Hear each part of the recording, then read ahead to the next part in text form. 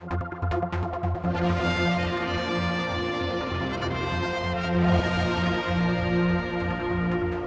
with the Chief Minister and hitting even the Daily Mail, this story about the infringement on people's rights to their privacy on emails coming of all places from your government department that should be on the forefront of e-technology.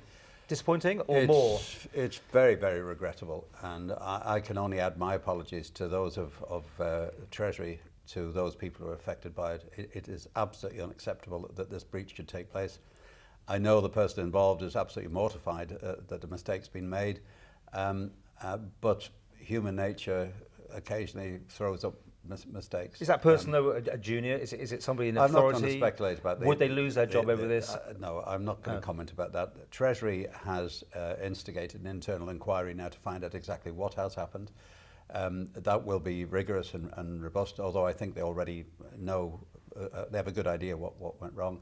Well, it's BCC and CC, wasn't it? It's as simple as that. We've had engagement with the data protection supervisor, and we will continue to continue that dialogue. Because there's been quite a lot of complaints, haven't there? 50 more? I think they've had 50 complaints so far, and there may well be others. Do you take that as a lump sum? Will that just be treated as one case? Well, that's for the data protection supervisor to decide on. Our issue is to actually find out what went wrong and how this information was pushed out. It's very unfortunate, doubly unfortunate really for us, because we are about to launch our new digital strategy to encourage the public to utilise online services in a much broader way. Treasury has led the way, income tax has led the way, but we want to roll that out right across government now. And that's due to be launched in the next few weeks. And people aren't going to look forward to this now, are they? Absolutely. I mean, the public have got to have absolute confidence in the information that they share with government is confidential and will not slip out in this way. The go-cards was a sort of slight problem. I'm not sure it's on the same scale, but it certainly was an infringement of somebody's rights, wasn't it? I mean, none of this is done deliberately. No. We're moving into new areas of service provision from government. Occasionally mistakes will be made. I hope that we will never have a mistake on this scale again.